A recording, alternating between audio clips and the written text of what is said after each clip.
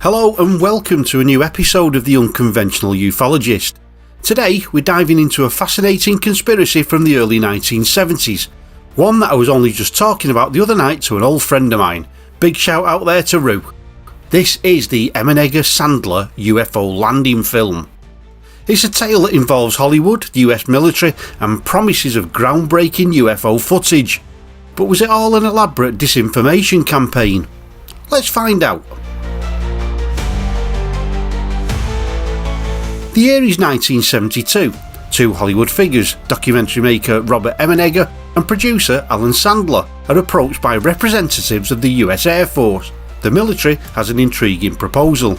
They want Emenegger and Sandler to make a documentary about UFOs.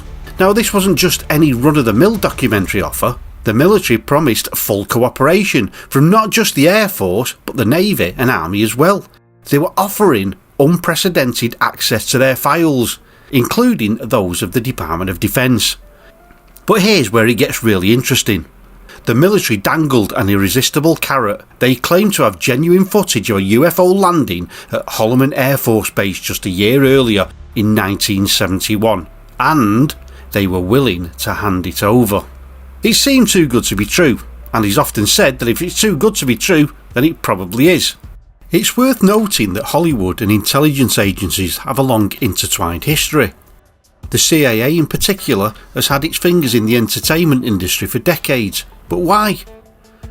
Well, I believe, and so do many others, that it's all about shaping public opinion and expectations. Robert Emenegger might have been the perfect choice for this project. As a college student at UCLA, he wrote a thesis titled "The Influence of Motion Pictures on Public Behaviour." Was this why the military wanted him specifically? When Emenegger and Sandler arrived at Norton Air Force Base, they were taken to a clean room used by the CIA. This is a room designed to prevent any eavesdropping, and it was here that they were given the full proposal, including the promise of that tantalising UFO landing footage. The pair were given carte blanche. They could go anywhere, ask any questions with no restrictions. They even visited the alleged landing site in the 1971 incident and witnessed archive footage of UFOs appearing during missile launches. But here's where things get murky. Emenegger later claimed that he and his crew were constantly shadowed by a CIA courier. Was this just standard procedure, or was there something more going on? As the project neared completion, the other shoe dropped. The promised UFO landing footage was suddenly withdrawn. The Air Force claimed that it was due to the Watergate scandal.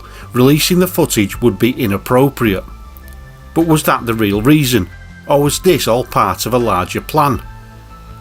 I think that now we've covered the basic facts of the Emenegger-Sandler UFO documentary project. Now let's dive into the conspiracy theories. Some researchers believe this whole project was a way of testing the waters, gauging public reaction to the idea of UFOs and alien visitation. Others think it might have been the first step in a long process of disclosure. But there's another, darker possibility, of which I wholeheartedly subscribe to. Could this have been, yet again, an elaborate disinformation campaign?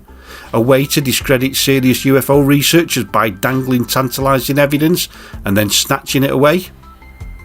And who's really pulling the strings here? Is it the military, the intelligence agencies, or could there be some truth to the idea of a shadow government controlling the flow of UFO information? It's worth noting that the documentary was eventually released in 1974 under the title UFOs Past, Present and Future. Interestingly, it did include a few frames of the original military UFO landing footage right in the middle of a dramatic reconstruction of the incident. Incidentally, UFOs Past, Present and Future was re-released in 1976 and 1979 under the title UFOs It Has Begun, to coincide with renewed interest in the subject due to the release of Steven Spielberg's Close Encounters of the Third Kind. So what I'm going to do next is explore yet again this story a little further by looking more into the documentary and a bit more to what went on behind the scenes. UFO researcher Jerome Clark cites a 1973 encounter as perhaps the earliest suggestion that the US government was involved with extraterrestrials. This encounter, of course, involves our key players, Emenegger and Sandler. In 1973, not the previously mentioned 1972, Emenegger and Sandler were in contact with officials at Norton Air Force Base to make their documentary. According to their report, Air Force officials, including a man named Paul Shartle, suggested they incorporate UFO footage into the film. The centrepiece of this information was supposed to be genuine footage of a 1971 UFO landing at Holloman Air Force Base in New Mexico. Emenegger claims he was given a tour of Holloman Air Force Base and was shown where officials allegedly conferred with extraterrestrial biological entities, or EBEs. So far, pretty amazing stuff, but it doesn't stop there. Emenegger goes on to make some serious mind-bending claims. Emenegger reported that his US military sources told him that they had been monitoring signals from an alien group with which they were unfamiliar. Apparently, they asked their ET guest if they knew about this other group, and the ET said that they didn't. Now, let that sink in for a moment. If this report is to be believed, not only was the US military in contact with one group of aliens, but they were detecting signals from another unknown group, and yet they were casual enough about it to ask the alien visitors about it. Of course, as we now know from what we spoke about earlier, the promised film of the Holloman Air Force Base landing was never presented. The documentary was released in 1974 as UFOs Past, Present and Future, narrated by the one and only Rod Serling of Twilight Zone fame. The Holloman UFO landing was discussed and depicted with illustrations, but no actual footage was shown. Or was there? There was a clip, which I'm going to show you now. This is Holloman Air Force Base Control Tower. Identify yourself. What's your tail number? You're encroaching on military airspace. Interestingly, in 1988, Paul Shartle, the Air Force official mentioned earlier, said that the film in question was genuine and that he had seen it several times. But if that's true, why was it never released? Now, the story doesn't end there. In 1976, a televised documentary report called UFOs It Has Begun was presented. This was written by Robert Emenegger and featured Rod Serling, Burgess Meredith, yes, the Penguin from Batman, and Jose Ferrer.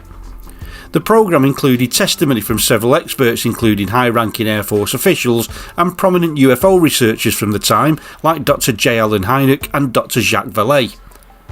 At its climax, the programme featured a scripted scenario of a UFO landing at Holloman Air Force Base. Rod Serling's narration described it as an incident that might happen in the future, or perhaps could have happened already. The scenario described a landing followed by a meeting between the visitors and Air Force personnel in a secure area.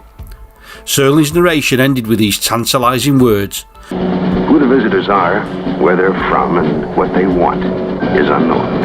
It's important to know that Emenegger's treatment in this programme doesn't state that such a landing actually took place at Holloman Air Force Base, but given what we now know about his earlier claims, we have to wonder, was this a way of presenting the truth under the guise of speculation?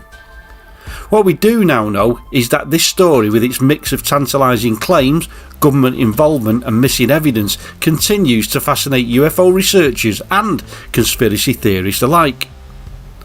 So what are we to make of all this? Was the Emenegger-Sandler project a genuine attempt at disclosure that got shut down? A calculated disinformation campaign, or something else entirely? I presented you with the basics, but as ever I always say, look into it more yourself and make your own mind up.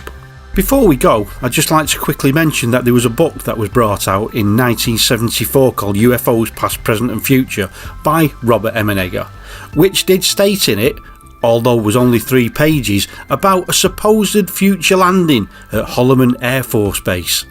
Also in the book were some illustrations, and part of the illustrations in it I'm sure were actually used within the documentary for the illustrative part of the so-called landing at Holloman Air Force Base. If you get a chance to pick up a copy of this, it's always well worth having, just to sort of add to some of this background to this famous Emenegger-Sandler documentary case. This has been yet again another episode of the Unconventional UFOlogist. I'm Steve. Until next time, you keep watching the skies.